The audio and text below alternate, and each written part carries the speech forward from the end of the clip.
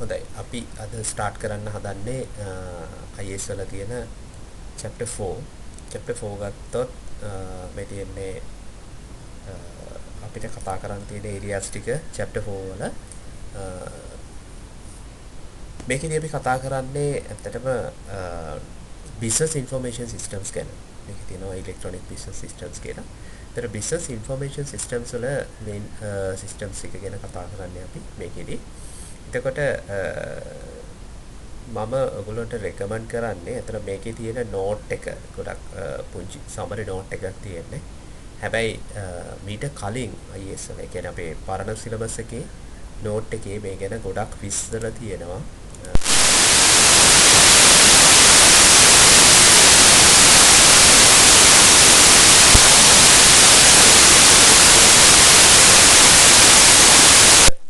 knowledge එකක් ගන්න නම් ඔයගොල්ලන්ට මේ ටික කියව ගත්තොත් ගොඩක් හොඳයි. මේක නැති කවුරු හරි ඉන්නවනම් ක්ලාස් එකේ නම් මේ නෝට් එක දීලා තියෙනවා හැමෝටම. නැති කවුරු හරි ඉන්නවා නම් මට YouTube එකේ කමෙන්ට් එකක් දාන්න. ඊට පස්සේ මම මේ report එක මේ නෝට් එක ඔයගොල්ලන්ට එවන්න. right?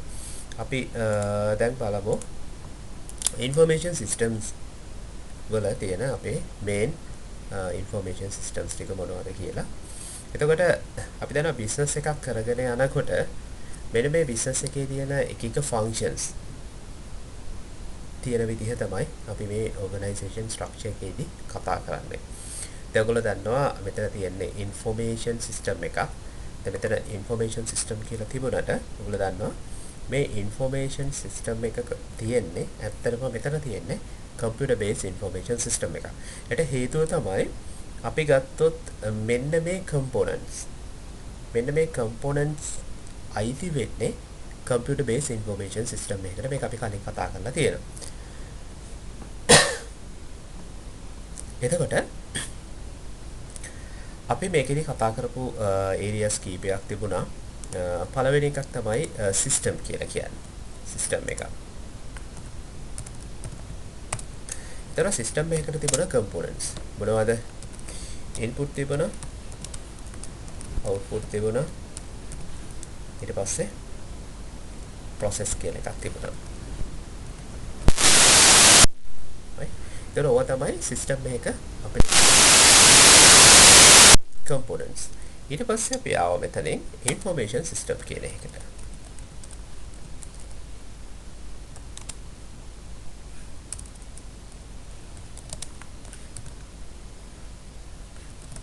information system. එතකොට මේ information system එකක තිබුණු components වෙනස් වුණා input, process, output. ඒ වගේම information system එකකට ආවා feedback කියන එක. ඊට පස්සේ අපි ආවා computer based information system එකට. එතකොට මෙන්න මේ විදිහට තමයි අපේ systems ටික තිබුණේ. එතකොට මේ දේවල් ගැන තමයි අපි කතා කරගෙන හිටියේ. එතකොට මෙන්න computer based information system එකක් ගත්තාම ඒකේ components විදිහට අපිට දැක ගන්න ලැබුණා මෙන්න මේ system එකක තියෙන information system එකක තියෙන components ඒ වගේම computer එකක තියෙන components කියන වර්ග දෙකම එකතු වෙලා අපිට කතා කරන්න ලැබුණා. උදාහරණයක් විදිහට ගත්තොත් software, hardware, ඊට පස්සේ networking, telecommunication මේවා අපි කතා කරන්නේ computer එකත් එක්ක. people ඊට පස්සේ information තමයි මේකේ තියෙන procedure කියලා කොටසක්, data, technology. right? එතකොට මෙන්න මේ වගේ ගත්තාම අපිට computer based information system එකක් ගත්තාම මේ components හැම එකක් ගැනම කතා කරන්න පුළුවන්. එතන organization එකක MIS කියලා එකක් ඔයගොල්ලෝ දැනටමත් අහලා ඇති. ඒ කියන්නේ සාමාන්‍යයෙන් අපි ගත්තාම දැන් තියෙන ඕනම organization එක school එකක් ගත්තොත්, university එකක් ගත්තොත්, technical college එකක් ගත්තොත්, ඊට පස්සේ financial organizations මොනවා හරි ගත්තොත් මේ හැම එකකම ගොඩක් වෙලාවට කතා කරන ඇහෙන වචනයක් තමයි MIS එක කියලා කියන්නේ. MIS එක. මේ MIS එක කියලා කියන්නේ management information system කියන එක. ඒතර මේ වගේ system එකක් හැම organization එකකම ක්‍රියාත්මක වෙනවා. ඒතර මේක අරහා වෙන්නේ මොකද්ද සහ මේකෙන් මොනවද කරන්නේ කියන එක ගැන තමයි අපි මේකේ කතා කරන්න තියෙන්නේ. ඒතර මේ management information system කියලා කියන්නේ මේ ඉන්ෆෝමේෂන් සිස්ටම් වල තියෙන එක කොටසක් විතරයි. මෙතනින් එහාට ගොඩක් දේවල් තියෙනවා. සමහර වෙලාවට මේක අපි භාවිතා කරාට MIS එකක් කියලා මේක DSS මට්ටමේ තියෙන්නත් පුළුවන්. එහෙම නැත්නම් decision support system මට්ටමේ තියෙන්නත් පුළුවන්. මේ මොන මට්ටමේ තිබුණත් enterprise level එකේ තිබුණත් මේකට සාමාන්‍ය විවාහාරයේදී කියන්නේ MIS එක කියලා. හරි. එතකොට මේකේ information systems organization එකක පටන් ගන්නෙ transaction processing system එකේ. මේ කියන පළවෙනි කොටස transaction processing system එකකින් තමයි මේක පටන් ගන්නෙ. එතකොට අපි බලුවොත් මෙන්න මේ transaction processing system එකක් කියන්නේ මොකක්ද කියලා. මම මේකට උදාහරණයකට ගන්නම් සුපර් මාකට් එකක්. ෆුඩ් සිටි එකක් ගැන හිතමු. මෙන්න මේ ෆුඩ් සිටි එකක day to day routine transactions එනවා. ඒ කියන්නේ මොකද්ද? දවසෙන් දවස සිද්ධ වෙන transactions එනවා. එතකොට මෙන්න මේ transaction record කරන්න ඕනේ. මෙන්න මේ transaction record කරන්න system එකක් තියාගෙන ඉන්නවා නම් අපි ඒකට කියනවා transaction processing system එකක් කියලා. උදාහරණයක් විදිහට අපි ගත්තොත් මොනවද මේ day to day routine transaction food සිටි එකක සුපර් මාකට් එකක තියෙනවා. දවසින් දවස සිදුවෙන ඒ කියන්නේ දිනපතා සිදුවෙන routine transaction අපි කියන්නේ හැමදාම සිදුවෙන දේවල්. මේක ගත්තොත් අපි සුපර් මාකට් එකක් නම් ඒකට සමහර වෙලාවට දැන් ඔයගොල්ලෝ සුපර් මාකට් එකට ගියොත් එදිනෙදා වෙන දේවල් සමහර transactions බලා ගන්න පුළුවන්. ඕගොල්ලන්ට දැකලා ඇති සමහර වෙලාවට purchase කරනවා. දවසින් දවස එක එක goods purchase කරනවා. ඊට පස්සේ customers ලට මේක sale කරනවා. ඊට පස්සේ store කරනවා. ඊට පස්සේ වගේ ඒකේ තියෙන racks වගේ දේවල් organize කරනවා. ඊට පස්සේ promotions තියෙනවා මේක ඇතුළට. ඒ වගේම තමයි අපි ගත්තොත් ඔයගොල්ලෝ දැකලා ඇති සමහර වෙලාවට ඒ තියෙන ෆුඩ් සිටි එකේ සුපර් මාකට් එකේ තියෙන racks එහෙම නැත්නම් goods තියෙන stores එක විදියට modifications කරනවා ඒ වගේ දේවල් කරනවා. ඒත් මේවා daily කරන transactions අපිට දකින්න පුළුවන්. ඊට අමතරව organization එක ඇතුළට ගිහිල්ලා බලුවොත් ඒකේ තියෙන පුළුවන් තවත් දේවල් තමයි attendance mark කරනවා.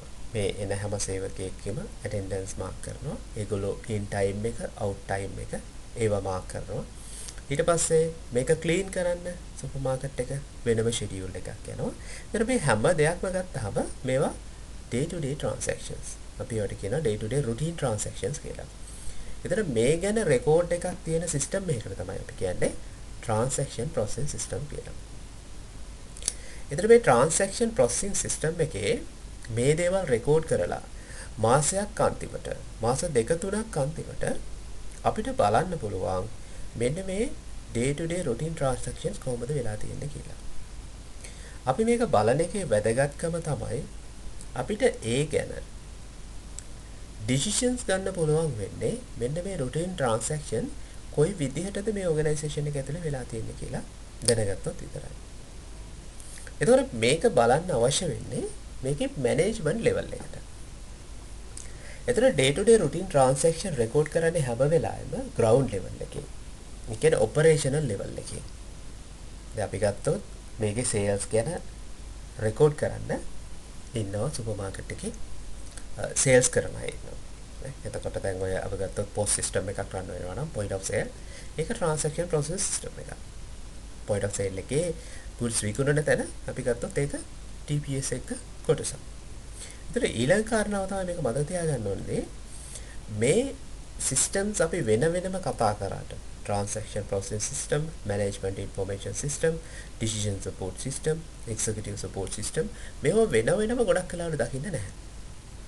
මේවයි collection එක තමයි සාමාන්‍යයෙන් අපි ඒකට ERP එකක් කියලා කියනවා. enterprise resource plan එක. මෙන්න මේ වගේ ERP system එකක් විදිහට තමයි organization එකක් ඇතුලේ දකින්න හම්බ වෙන්නේ. එතකොට food city එකක් ගත්තාම මෙන්න මේ transaction processing system එකට අදාළ කොටස් ටික තමයි day to day routine transactions එක කියන්නේ.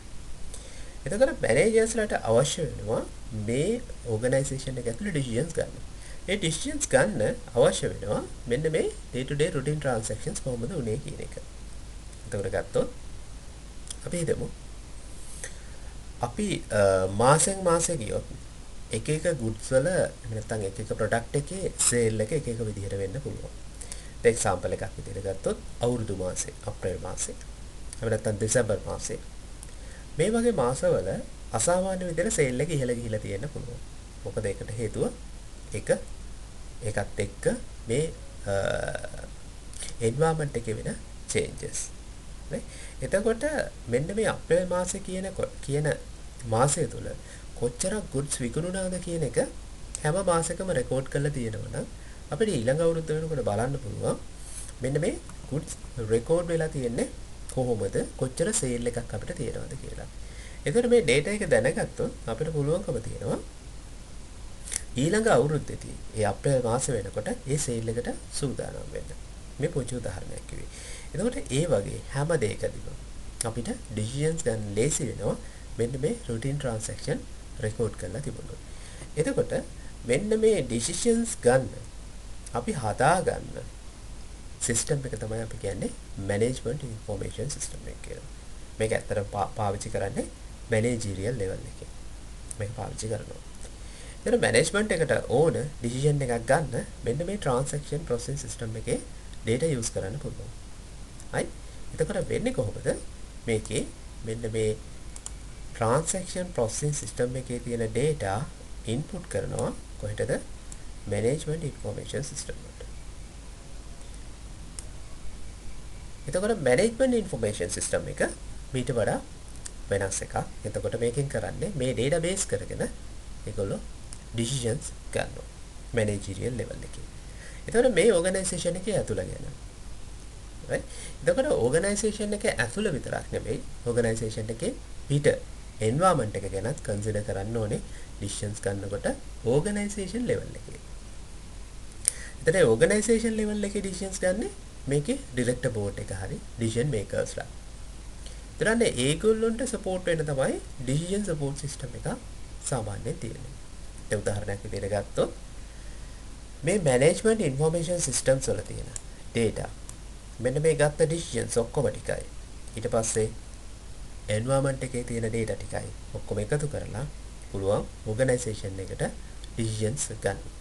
example එකක් විදිහට ගත්තොත් telecommunication අපි ගත්තොත් අපි බලමු අපේ ඔය ඉන්න service providers ලා telecommunication වලට අපි ගත්තොත් Mobitel ඉන්නවා Dialog ඉන්නවා Airtel ඉන්නවා Etisalat ඉන්නවා මේ වගේ companies තියෙනවා. එතකොට මේ companies වල history එක ගත්තොත් ඉතින් Dialog කියන company එක තමයි ගොඩක්ම popular වෙලා තිබුණේ. ඒ වගේම තමයි ඔයගොල්ලෝ සමහරලාට දන්නේ නැතුව ඇති මේ Dialog කියන company එකේ මුලින් පටන් ගන්නකොටම call rates ගොඩක් වැඩි. සාමාන්‍යයෙන් incoming call එකකට රුපියල් 14ක් විතර විනාඩියකට. ඒ වගේම outgoing වලට රුපියල් 7ක් විතර විනාඩියකට. මෙන්න මේ වගේ ගාණක් charge කරා. එතන මේක ක්‍රමක්‍රමයෙන් අඩු වෙලා ආවා. අඩු වෙලා වෙන්න දැන් තාම අඩුම මට්ටමකට ඇවිල්ලා තියෙනවා. ඒකට හේතුව තමයි Dialog ලට තවත් competitors ලා ටික compete කරන්න සිද්ධ වුණා. උදාහරණයක් විදිහට මේක විශේෂයෙන්ම දැනෙන විදිහට උනේ Airtel කියන කම්පැනි එක ලංකාවට ආවට පස්සේ ඒගොල්ලෝ තාම ශීඝ්‍ර විදිහට මෙන්න මේ call rates ටික අඩු කරගෙන ආවා. එතකොට Dialog කම්පැනි එක ඇතුලේ management එක විතරක් නෙවෙයි. ඒගොල්ලන්ට දැන් ඒගොල්ලෝ ඒ Dialog කම්පැනි එක ඒ වෙනකොට environment එකේ වෙන්නේ මොනවද කියන එකත් බලාගෙන ඉන්න ඕනේ. එහෙම නැත්තම් වෙන්නේ මොකද්ද? අර environment එකේ ඒ සමාන companies එහෙම නැත්නම් අපි කියන competitors ලා මොනවද කරන්නේ කියන එක ඒගොල්ලන්ට idea එකක් නැහැ. ඒතර decision support system එකේදී වෙන්නේ මෙයා මෙන්න මේ data external dataත් මේකට පාවිච්චි කරනවා.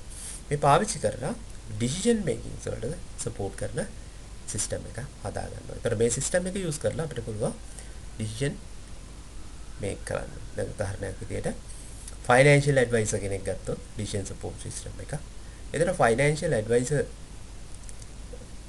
අපිට කියන්න පුළුවන් financial status එක සම්බන්ධව decisions ගන්න. example එකක් විදිහට organization එක මොනවා හරි property එකක් purchase කරනවා.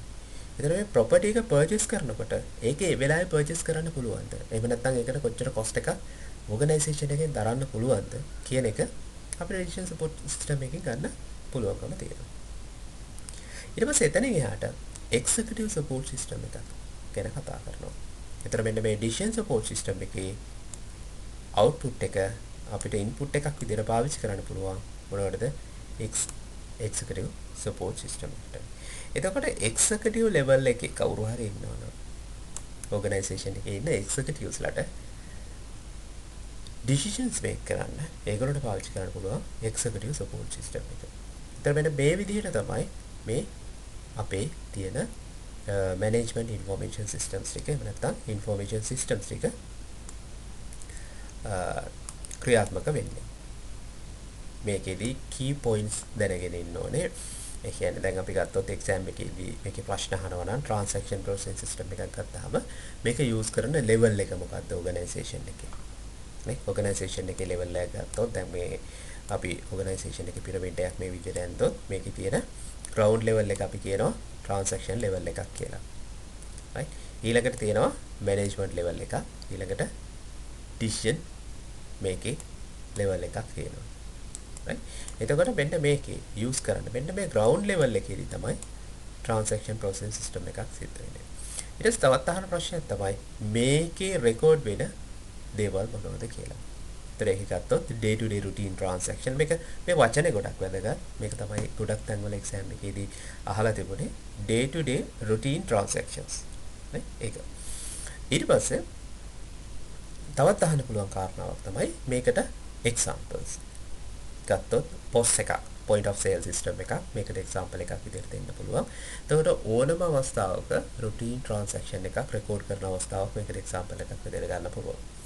ඊට පස්සේ management information systems ගැන කතා කරනකොට ඒකෙත් එහෙමයි. මොන level එකෙන්ද මේක use කරන්නේ? අපි ගත්තොත් mid level management එකේ මේක use කරන්නේ. දැන් decision support system එක. අපි ගත්තොත් top level management එකෙන් මේක use කරන්නේ. executive level එකෙන් මේක use කරන්නේ. මෙන්න මේ වගේ idea එකක් තියෙන්න ඕනේ. ඊළඟට අහන ප්‍රශ්නයක් තමයි transaction process system එකේ output එක input එකක් වෙන්න පුළුවන් නේ මොකකටද? දැන් මෙතන ගත්තොත් management system, information system එකට. ඊට පස්සේ decision support system එකට management information system එක input එකක් වෙනවා. මෙන්න මේ විදිහේ questions අහන්න පුළුවන්. මේවා තමයි ඔයගොල්ලෝ වාස් පෙපර්ස් බැලුවොත් දිගටම අහලා තියෙන questions. එතන මෙන්න මේ idea එක ඔයගොල්ලෝ ගන්න ඕනේ. මේ information systems ගැන. අපි මේක in detail බලන්න ඊළඟ slides වලට යමු. අපි ගත්තොත් මේ තියෙන transaction process system එක මේකෙදි කෙලිම කතා කරනවා බලන්න. අපි ගත්තොත් මෙතන තියෙනවා capture and process the detailed data necessary to update. මෙන්න detailed data necessary to update records about fundamental business process. මේවා තමයි අපි කිව්වේ day to day routine transactions කියලා. right ඊට පස්සේ cross functional information system that support routine operations within routine transactions. මෙන්න මේ routine transactions වලට associated data තමයි මේකෙදි collect කරන්නේ. right එතකොට provide input to higher level of information. මේකෙන් input එකක් දෙනවා කොහෙටද? මේකේ higher level එක අපි කතා කරන්නේ MIS system එකට. right ඔක තමයි අපි කතා කරන්නේ transaction process system එකක් කියලා. right මේකේ ගොඩක් details තියෙනවා. පරණ note එකේ එක චුට්ටක් කියව ගන්න අමතර දැනුමට ඔයගොල්ලන්ට වැදගත් වේවි. right ඊට පස්සේ අපි බලමු ඊළඟ slide එකට ගිහිල්ලා transaction process system එකේ cycle එක තියෙනවා. මේ original data collect කරනවා day to day routine transaction වලින්. ඊට පස්සේ data edit කරනවා. මොකද සමහර collect කරපු data incorrect data තියෙන්න පුළුවන්. අපේ bad data කියලා කියනවා. අපිට use කරන්න බෑ. සායව use කරලා decisions ගන්න බෑ.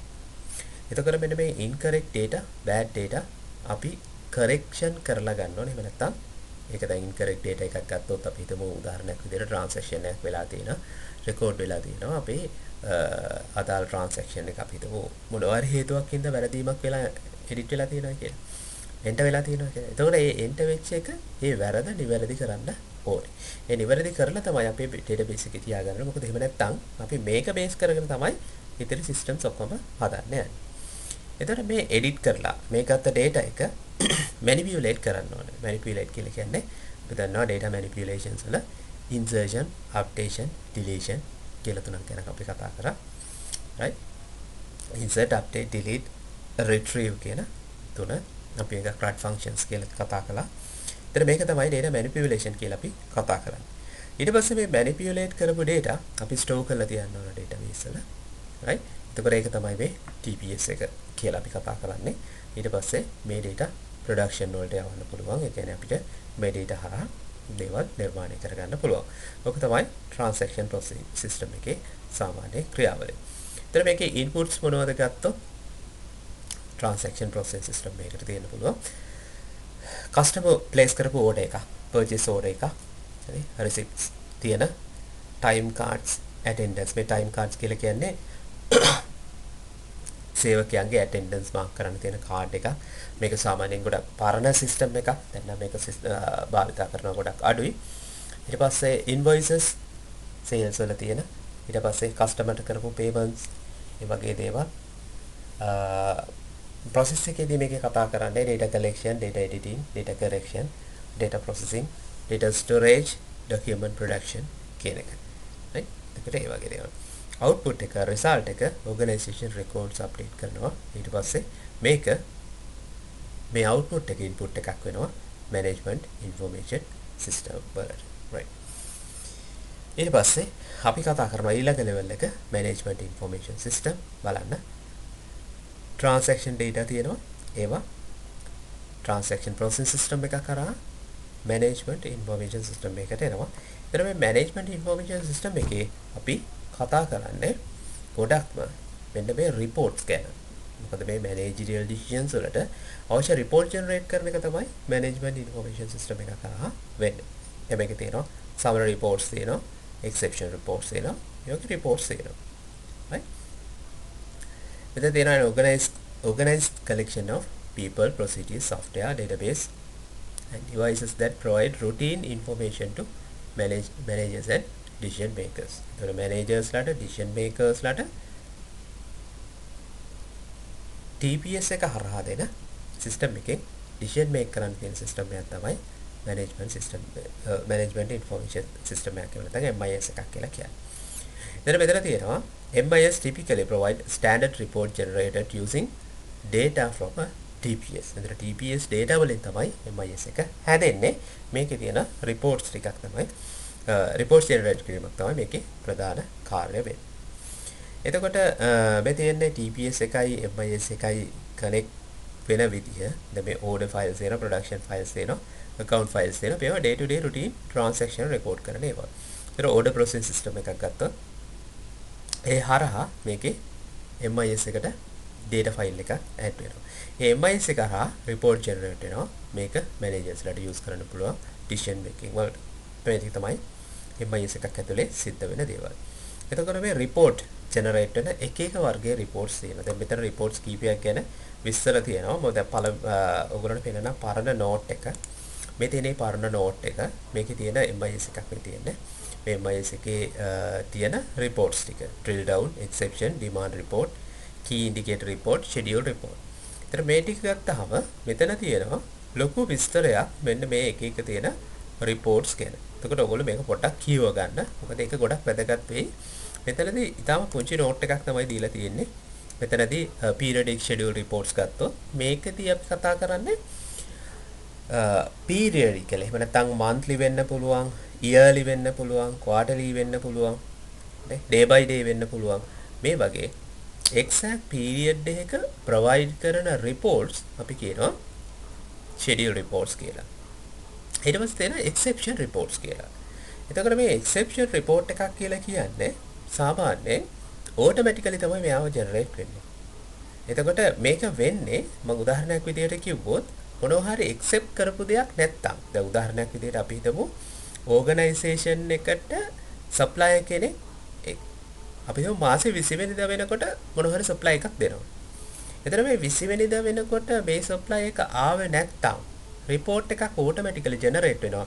මෙන්න මේ supply එක organization එකට ඇවිල්ලා නැහැ කියලා. මොකද ඒක critical situation එකක්. අනේ ඒ වගේ අවස්ථාවල generate වෙන reports වලට අපි කියනවා exception reports කියලා. ඊට පස්සේ තියෙනවා demand reports.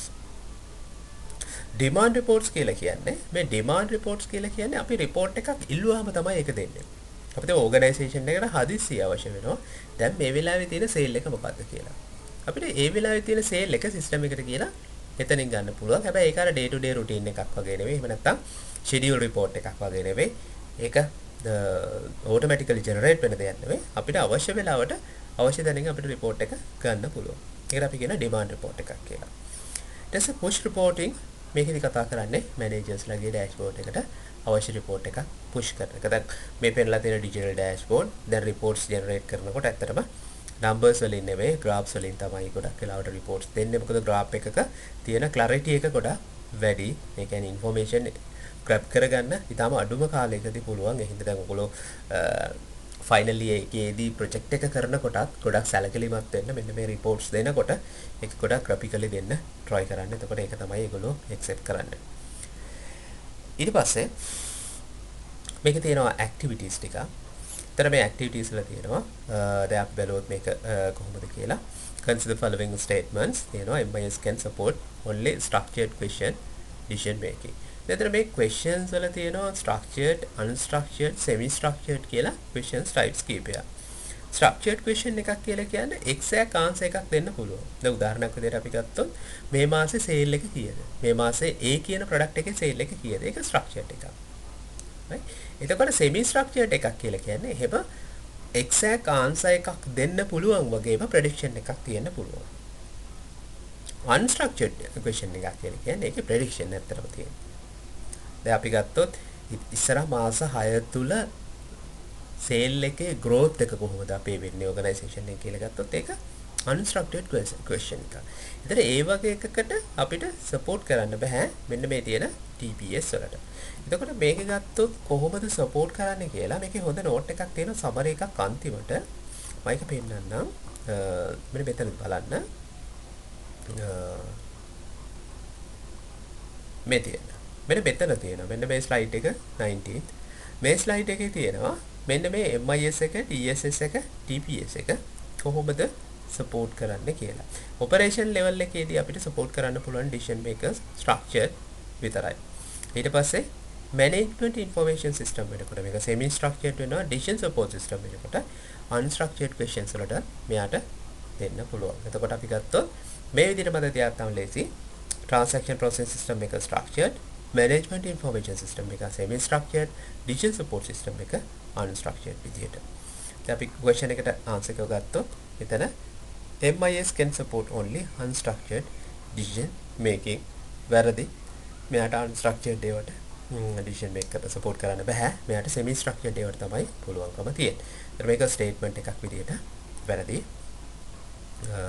ඒක අපි mention කරගෙන ඉමු මෙතනින්. අපේ system එකටම. එතකොට මේක statement එකක් විදිහට වැරදි. Input to MIS could be an output of TPS. So TPS එකෙන් MIS එකට output එකක් දෙන්න පුළුවන්. ඒක statement එකක් විදිහට හරි. Report generated by an MIS cannot be printed. මේක වැරදි. මොකද හේතුව MIS එකේ ඕනම report එකක් print කරන්න පුළුවන්. ඒතර මේකත් statement එකක් විදිහට වැරදි. ඒතර මෙතන අහන්නේ which of the above statement is a true of MIS. MIS එකක් සම්බන්ධව true statements අපිට එකයි හොයාගන්න පුළුවන් වෙන්නේ. ඒ තමයි දෙවෙනි statement එක. එතකොට අපිට answer එක විදිහට ගන්න වෙන්නේ B කියන answer එක. clear? හරි. ඊට පස්සේ අපි ඊළඟ කොටස් ටිකට යමු.